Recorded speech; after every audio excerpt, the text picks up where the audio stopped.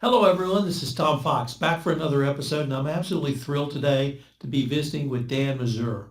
Dan has one of those interesting stories I've come across. I asked him if he would come on the pod and talk about his story, his books, and he graciously agreed to do so. So, Dan, first of all, welcome to the podcast. Well, thanks for having me. Could you tell the listeners a little bit about your professional background? Okay, my current professional background is I'm in the IT business. You can probably tell from the literal background. So I'm an IT consultant. I have an IT company here in Miami. I've been doing that for about 20 years here. I don't really consider myself an author. I mean, I do what I feel compelled to do, and I felt compelled to write my first book, which compelled me to write my second one. Um, how's that? Is that enough for starters? It's enough for a starter, but let's dive Yeah. into that a little bit. All right, Uh, let's. You started writing, as I understand it, without the idea of a book in mind. You started writing for Dan. Could you Yeah. tell us about that part of your journey? What were you trying to work through, and how did writing help you? Okay, so we're going like this. Okay, I started writing in 1987, about February. It was the same month I don't know a gentle way of really saying this, but things are what they are, right? When I was released from a mental institution. Okay, so I had some psychological difficulties. I don't know if you ever had a drug problem. Um, I have never had a drug problem, but I lost control of my mind. And Well, one thing in that, though, one thing I didn't lose control of is the understanding that I lost control of my mind. So I was told about several avenues to get it back, and the only one that seemed to work was something I felt compelled to do on my own, which was to write and rediscover myself through introspection. So that's what I started to write in February of 1987.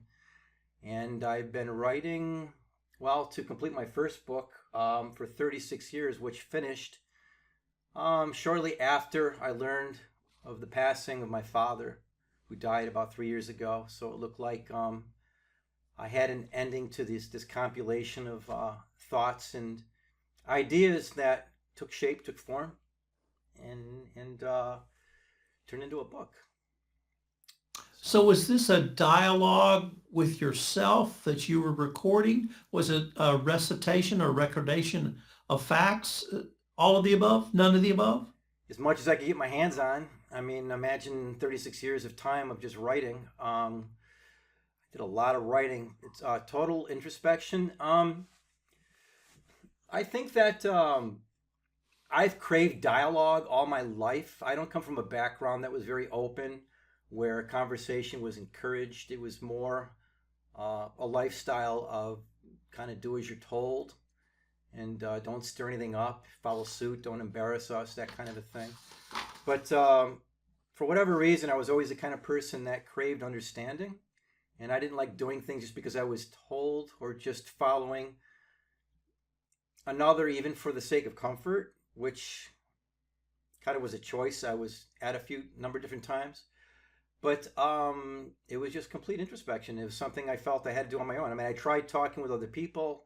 To be kind of frank, no one would really talk about me, especially the topics that I was interested in talking about. They were pretty taboo. So I really didn't have anyone else, any other place to go, any other form to do it. So I wrote.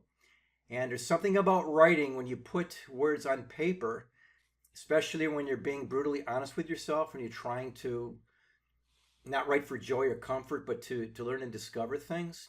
It looks different when you revisit it days after and you start taking what can appear to be like chunks or they become pieces of a puzzle and you put them together and they turn into something and they make you think. And So did that lead to sort of aha moments for you about either why something happened, why you are the way you are, or you're able to connect those dots together? well, I'm not walking around wondering why I'm drooling and just following whatever occurs to me at the moment. I seem to have gotten control of my mind again. I had a business when that happened in 1987. I was able to return to my business and function. I was fortunate enough to have an aunt and an uncle that cared about me, and they took charge. I just took control of the situation and talked to my employees, my staff, and got involved in the work for me. And they continued so until I was able to function again. But in time, it's not like I became better in 2 or 3 months. But then again, it's not like I became fully functional again in 36 years. I became functional enough to participate in the business after a few months, but really took about 4 or 5 years before I was really my usual self again. It took quite a while. Would you call this something akin to journaling, or was it something different? You tell me. I'm not a writer. I just wrote. It's akin to who I am, and my tendency is to dive into wherever my mind goes and hit it. It's a memoir. I imagine I wrote a memoir. It's an introspective journey, and okay, and as it is 36 years long, it's also a journal of those entire 36 years. So not only did I start off with, I went to the beginning. I went back as far as I could think to go, like back to my parents' childhood, and I started digging there. I figured whatever impact they had on me had to be related to whatever had impacted them. I started like that and started writing about that, what little I was told about my parents' family, and what I heard about how he was treated as a child and how he was raised. And I went from there to what I know about my family. And I kept doing that until I caught up to the present. And I found it extremely informative. I learned a lot more about, in that process of why people do some things that they do. But it was really just a complete process of total questioning everything. I was disappointed in myself for living many years with a lot of assumptions, just assuming things because it was pretty much expected of me. That's the way I was raised. And I had to break things down. And that kind of was the rebirth I went through when I got out of the mental hospital, because I got to a point where I said to myself that I was willing to give up everything in exchange for just having my mind back. I would have given up everything, relationships, any type of financial accumulation, whatever. If I could just think again. I really, I've thought about that so many times. I don't know how to explain something like that to people. If you haven't gotten to a point where you literally don't have the opportunity to control your thoughts. Like right now I'm speaking with you and I can think about what it is I want to say and plan ahead and, navigate through it. But what is it like for that to be completely gone? I don't know. Can you imagine such a thing? I will explain why after we conclude our podcast, but I absolutely understand what Okay. that means. So 2 parts. Period. You'll say why, and maybe you've had experienced that or you have some knowledge from education about it. Whatever. Like you said, you'll tell me. We'll go with the former on that. Okay. But you didn't. Sorry. You wrote this memoir, Yeah. and then you actually moved to what you've characterized, or at least has been characterized to me, as an introspective novel. How were you able to move, or rather, this journey? Maybe it's the journey you're on. What did the novel do for the journey you're on? Yeah. I imagine it's all part of the same thing, in that in the book, the memoir Core Values, which is an acronym, by the way. I don't know if you gathered that. It's not CORE, it's COR, which is an Right. acronym for comfort over reality, as I say it, right? But through those 36 years of introspection, for some reason, I believe I learned some things, right? In certain ways, I got my life back together and I've been doing fairly well. And I've really wanted to pass it along to other people that are close to me. And I've tried different vehicles to do that. And one of the vehicles that I turned to, I don't know why I did, because it never was successful in the past. And that was simply dialogue with people, right? So I imagine people aren't very comfortable, no matter how you put it, when the message coming across to them is, look at what we've been doing all these years is wrong. We need to do these things differently and all, right? So I've had 36 years of writing, and at the end of it, when I completed the book, to think about these things I've learned and that I've accumulated to advance my own life and do and accomplish some things with. How can I get this? I mean, I'd really like to get this out to some other people, right?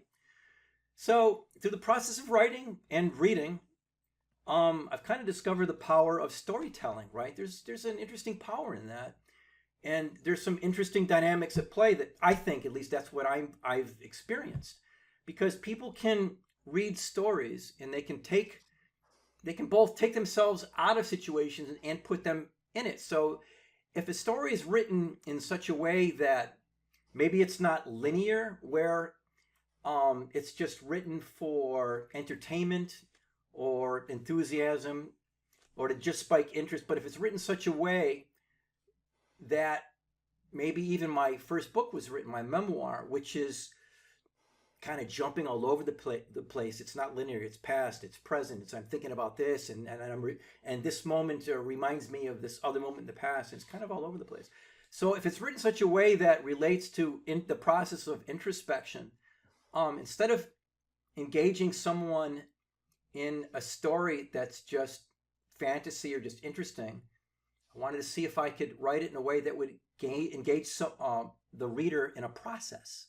Right? In a process where they can take stories and they can relate them to their own life and not have answers, but maybe have more questions. I would like people to realize the value of questioning, which was something that I was never taught, that I think people should really understand, and also understand that quite often it isn't the answer that's important. And quite often there aren't necessarily answers, especially the ones you're seeking, right? But the journey of life, I think, is more about the questions and finding the right questions and exploring them and giving yourself permission to have questions about anything. I mean, why not? Why let someone else define you when you can go through experiences and define yourself? Why not, gain true autonomy? Why not find out who you are and become that, rather than, because if you don't, the way I've seen so many things go, other people will fill in the gaps. They'll define you for you. So, go ahead, Tom. Well, I was going to move to your themes of faith, religion, a higher power, whatever you might choose to call it. First of all, how did you intertwine those issues within in your novel, and then how have they helped you personally in your journey? Well, they're my life. My life was about faith. My father, well, he passed 3 years ago. He was a pastor of a church, and I was raised in a very religious environment. Now, the story Beyond the Morning Light, which we're here to talk about today, the character, the father of Eldon, trying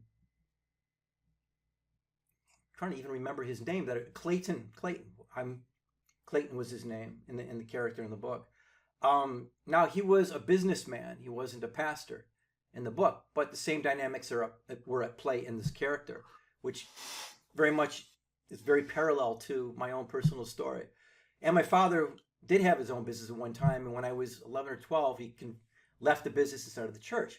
But all the same dynamics were in play. He had a position of control and power, and he was passing that, using those dynamics in the family and in the church. So faith, I was raised in such a way that I was expected to just accept the faith that was handed down to me. I was expected to conform to that. And not doing that and questioning faith created a great problem between me and my family. Because now questioning the faith meant that, well, what is this? You're not a Christian. You're not this particular type of Christian we expect you to be. And that was a very big problem for me in my family. And as time went by and I saw more and more that was going on in my family in this faith, I simply decided that from what I see, this isn't really where I wanted to go. And with all the confusion I saw in so many elements within my family, within the dynamics of the religion and the church and all these different things, I just wanted to step out of that. And I wasn't being accepted for doing that. So I was ultimately excommunicated from the family for not being part of the faith. Because it did boil down to the church having had started with family, with cousins of mine that were all related to my mother. My father married a woman. My mother was 17 when he met her. He was 20. The year after that, they got married. My mother's the very nurturing type. My father's the very much the person's all business. We're going to do this. We're going to do that. And but my father, I believe, was very drawn to the warmth and the associations my mother had with her relatives and all. And it was all of the cousins that started the church initially. And to keep this as short as possible, the cousins started the board in the church. Then one by one, they were leaving, let's just say, the church. And they were eventually all gone. My father had full control of the church, which was growing and growing and growing. And then it came down to my grandparents, my next relatives that were next to go. They were told to leave the church. They were thrown out of the church. And I went to my father when I found out about this, and I says, Dad, what's going on here? And I told him pretty much, look, I understand when our cousins went, they were told to leave. I just went along with this and I didn't say anything. But now my mother's parents, who I've been raised with since I was a very young child, okay, I'll fall in line. But all you got to do is tell me who they sold drugs to, who one of them molested, what they've been stealing. Give me something that can justify this extreme measure of you expecting me not to have anything to do with them anymore. And he couldn't give me anything. So my siblings, my 4 siblings, they all fell in line. They cut off my grandparents, but I couldn't do it. And so for it took about 3 months, and I knew it was coming, and I was told to leave. And so that was in about 1985. And so for 3 years, I thought it would blow over. I thought calm, sensible minds would eventually prevail, and we could all get together and talk because, this is ridiculous, right? I thought for sure they're going to see through this. We're family. I'm your son. I'm dad. I'm my brother's brother. But I call my sister up. I call my brother up. I call my mother up, and they all give me the same response. I would say to them, look, I'm your son. I'm your brother. Let's go to dinner. Let's stay in touch. And with every single one of them, it was, well, we can't, not until you get things right with Dad first. And I would be like, well, let that be between me and him. Well, those are things we need to work on. No, we can't have anything to do with you. So I still thought things would work out. And I thought that and tried to work things out for 3 years. And then I realized that I'm not who I thought I was. I lost the existential crisis, right? I didn't know who I was. My identity was gone. So I started writing stuff on the chalkboards of my clients' chalkboards and all this stuff. And I started losing, and I started doing some very crazy things. I lost control of my mind, and I became involuntarily committed. And that was that. I told you I eventually got out. And to get out, too, there was a real spark of hope, though, when I was in the institution, in that the doctors there told me that it was essential that they get together with my father and myself. And I was really, really looking forward to that, because I'm like, oh, my God, now we're going to have a dialogue. We're actually going to talk about these problems. And we're going to work through them, but we're going to find a resolution. But my father refused to appear for that. However, when I was an outpatient and I was supposed to seek counsel, like for someone to see once a week for a while, my father, there was a gentleman, his name is Dr. Master Leo, that was a member of the church. And he asked him to come see me. So I went and I saw Dr. Master Leo, and I sat with him for the first consultation. And I said, okay, so my father told you that, that maybe you could be the person to do this for me. You could be my psychologist to deal with this. And I says, I'll tell you what, I'll agree to see you on one condition. Well, actually 2 conditions. I said, how bad off am I? Am I really, really bad off? Am I in serious trouble here? And he says, well, I've talked to your father. I've talked to Hutchinson Psychiatric Center, some of the people there. And look, while I was there, I took a dive through a window. I tried to kill myself while I was in the institution. So I was in a little bit of trouble. Maybe I wouldn't make it if who knows, didn't get some kind of help, right? So he says, look, yes, it's very dire. It's very serious. You need psychiatric help. Really, really serious, Dr. Masterfield? Yeah, you mean like I might not make it kind of serious? Like, look at Danny, if you don't get some help, you might not make it. You might not be around much longer. I says, okay.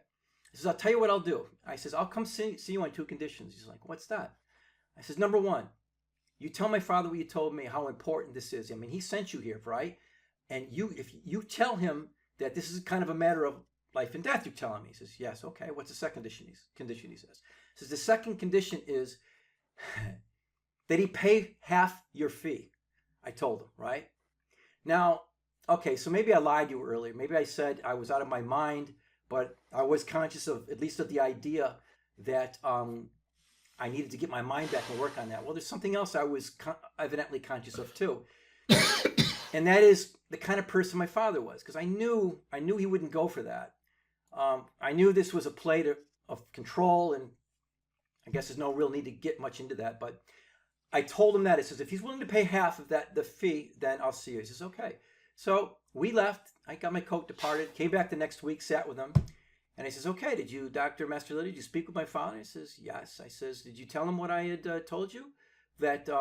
Or that you had told me that there's a matter of life in it? Yes. He says, told him all of that. He says, okay. Now, did you ask him if he would pay half my fee? And that if he did that I would see you? He said, yes, I told him. I said, well, what did he say? He said he won't do it. So I says, okay, well, it was nice meeting you. Got up, got my coat, and left. And that was that. So that's about as close as I got to therapy. I mean, after all that, I just went to writing. And that seemed to produce some fruit, seemed to help me, I just continued with that. And I never stopped because I seem to keep learning from that. Have kept learning up from that from 36 years until I closed the book. And now I'm still doing it because I see the value in dialogue, and I'm trying to. I wrote this book with the intention of hopefully I can show others the value in dialogue, the value in questioning, the value in not pushing things under the rug, and being able and willing to talk about anything. The importance of that. Excuse me. As we move to the end, could you tell us a little bit about your journey to find intellectual independence? Intellectual independence. Intellectual, like in what sense? Like where I've learned from philosophy, or learning that you can think differently than you were perhaps taught, raised, or conformed into. Well, I've learned that independent thinking, critical thinking. I think from the outside and how I had seen it at one time was, it appears very nice. It looks good. It looks grand, but there's a price. There's a price in that, because there's isolation. There's a great chance that others might not perceive things as you, which was far more than likely for me. And then you have to face a lot of unknown. I mean, there's comfort in conformity. You know what to expect. You know what you need to do to fit in. You start breaking away from that, then there's a lot of unknown you have to face. And if was ever anything else I wanted to encourage people about in this second book, is to have the courage to face uncertainty. I mean, I think that's where the best parts of life are. You know, predictability isn't so grand.